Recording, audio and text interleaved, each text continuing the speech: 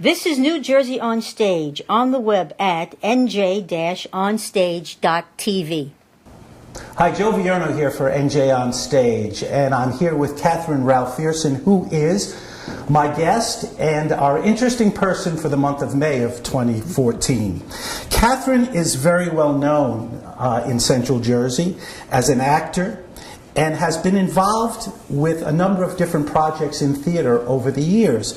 And because she's so revered as an actor, I thought it might be fun to have her on and tell her story. Catherine, thanks for coming on. Thank you for having me, Joe. What a pleasure. I never ask an artist where it comes from. A painter, a singer, an actor, I never ask where the gift comes from. Let's just assume that God gives people the gift. Okay. But what I'm interested in is, when did you know you had it?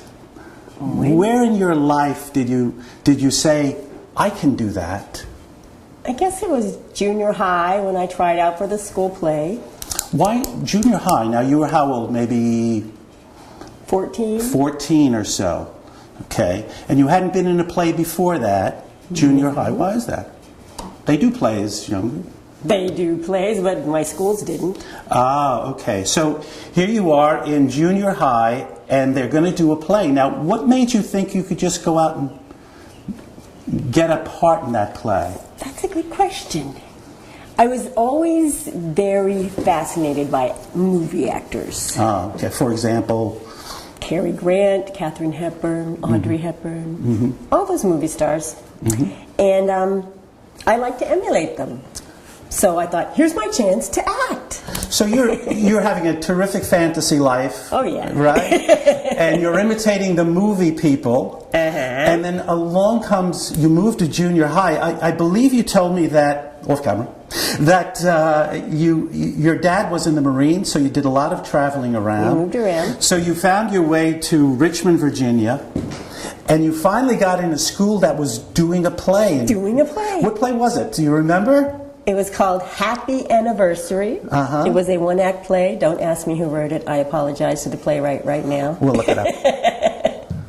But it was a little comedy about a couple who are having an anniversary dinner party. And yeah, you remember a lot about this. Oh, yeah. Everything goes wrong. So you're going out for your first play, but you knew you were going to get it because you knew you were prepared. I didn't know I was going to get it. But you had enough confidence to go out for it. Yeah. Yeah. And then when I got it, that's when I knew. Yeah. Oh, I've got it. So, and that's in junior high. That was an evening of one act. Right. And then from junior high on to high school in Richmond. I guess your family at that time was stable. You were in Richmond for a while. Yes, my father had retired from the Marine Corps and was working for a trucking company in Richmond. Oh, okay. So you're going to lay down some roots. Yeah. So off you go into high school. And here's this raw talent coming out of junior high school. You've been in your first play, and you get the feeling that I can do this, right? Yeah, it just came naturally to you. What about the high school years? What did you do? Well, my first year of high school was on one side of Richmond, the north side, at, which was it? I can't even remember the name of the high school. And not much happened there. But then the next year, we moved across to the south side of Richmond. Oh, okay. To Manchester High School.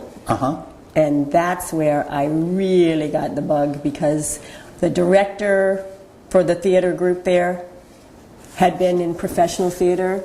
That was Brad Boynton. Brad Boynton. And he taught us so much and encouraged us so much. And so he was your first mentor? My mentor in the theater, yes. And was it all just about acting in high school, or did you have to learn the craft? Oh, yeah, we had to learn everything. That's what was the great thing about Brad as a teacher. He taught us all how to make flats, collect properties, make costumes. Yeah, so that really prepared you more about the theater and how plays are made from the ground up. From there, it's on to college. Okay, that's the University of Mississippi for Women. Mississippi University for Women. And on scholarship. Yes, I had an academic scholarship to start out, and then after the first year, they gave me a children's theater scholarship. Oh, okay. And you were there. Was there a theater major at University of Mississippi for women? Or? No, they did not have a theater major or a drama major.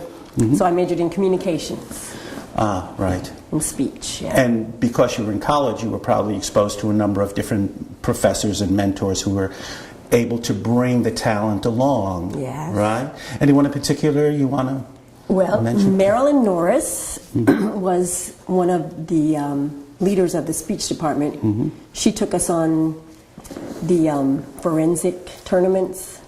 Oh, okay. Where we did things like dramatic acting. Yeah, sure. And we would read from books. Right. Read a scene. It's part of a speech and debate competition. Right.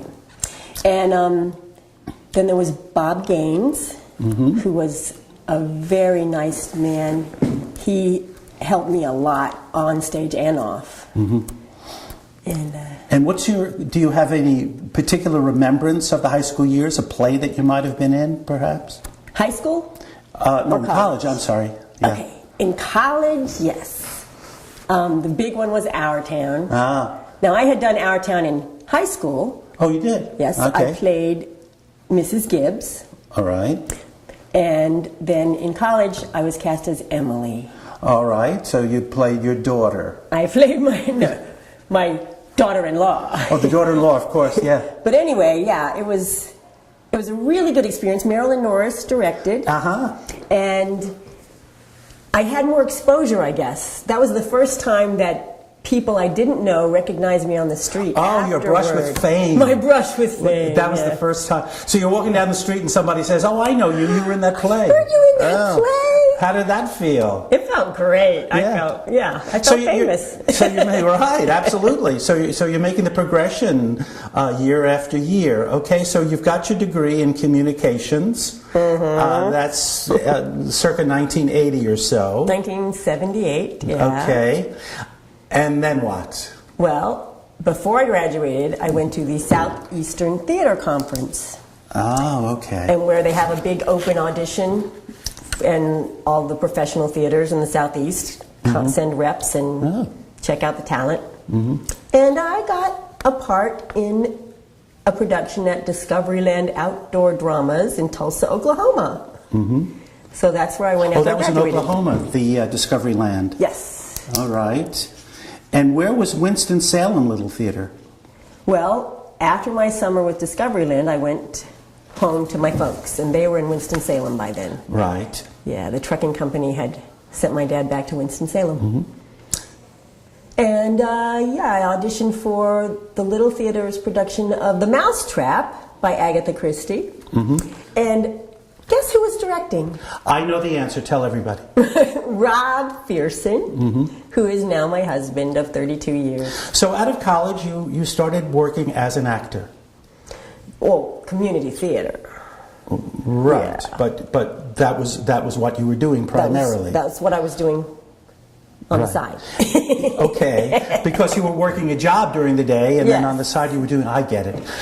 So Winston-Salem is particularly important because what was happening there was theater directors were coming from New York to direct in that space, and one of them was Rob. Yes. But you also met a number of other directors down there. Yes. And that was important to you because you moved to New York City in 1980. That's right. Because that's when you said, I'm going to go do this. That's when I said, I've saved enough pennies from working at Sears and publishing companies, and now I'm going to go to New York and try it out. Okay. And I was fortunate to have those contacts with the directors who had come down to Winston-Salem to direct the community theater, and they were very helpful for me. Yeah, and along the way you did some study as well. Yes, I went to HB Studios, Herbert Berghoff Studios in the Village, and studied with Stephen Strimpel. You're right. He taught me scene study. Yeah. Yes. And he also, you mentioned to me that he taught you how to find your acting voice. Yes. What does that mean? Well, because I was a big movie star fan, my version of acting at that time was to imitate my favorite actors. Which is what you're doing now.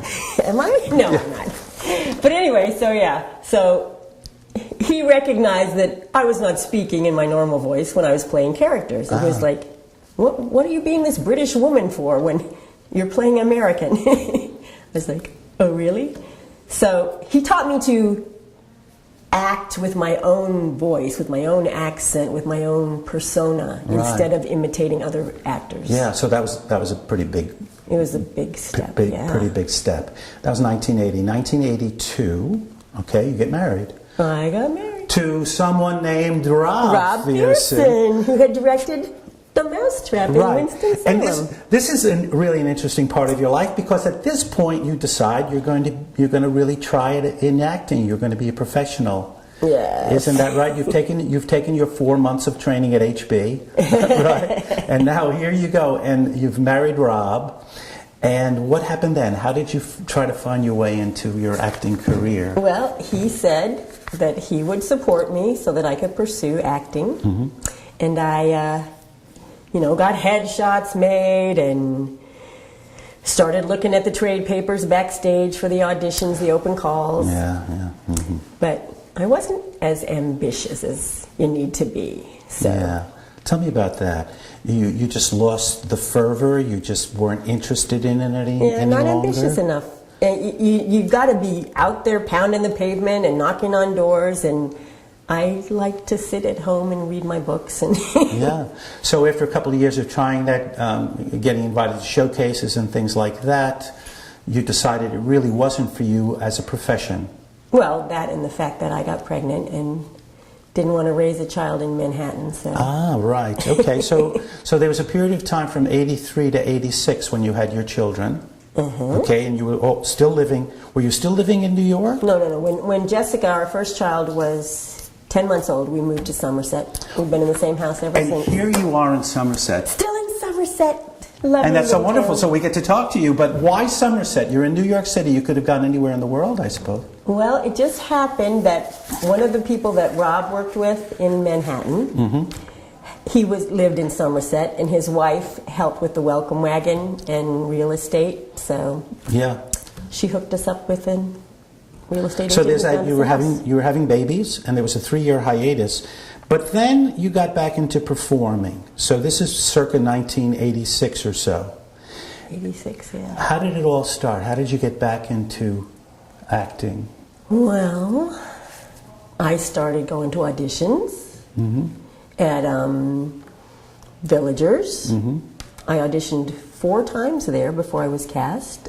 What were they thinking? What were they thinking? Villagers, by the way, is right here in Somerset, for those of you who don't know. Franklin Barn Theater, yes. Villagers, Franklin Barn Theater. And so the first thing I actually got cast in was North Brunswick. Okay, the adult community theater. The adult community theater, mm-hmm. That's right.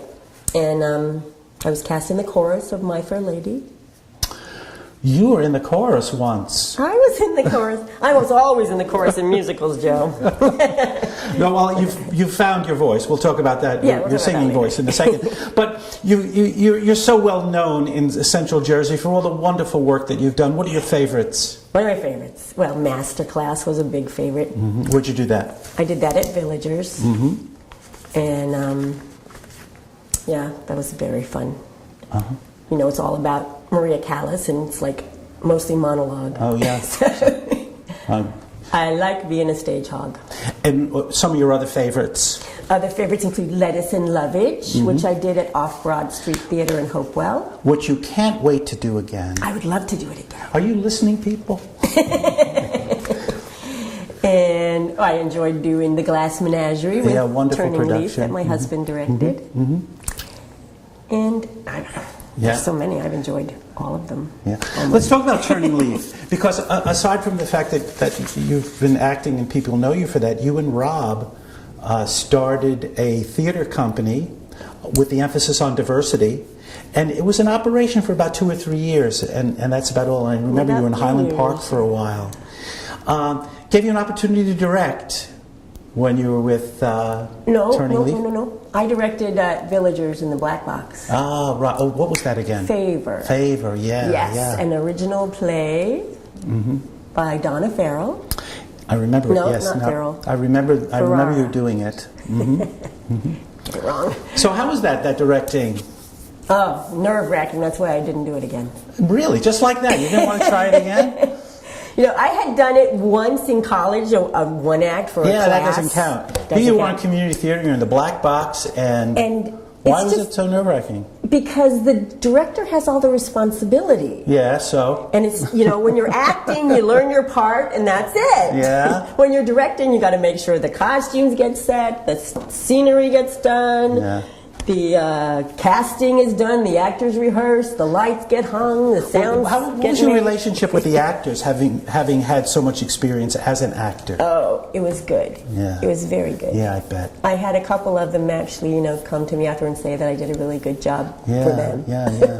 Yeah, I remember we covered that. It was really quite a good production. Turning Leaf, unfortunately, only lasted about 2 or 3 years, and you and Rob were the moving forces, and there was a lot of classical theater you were doing, primarily Shakespeare in the beginning.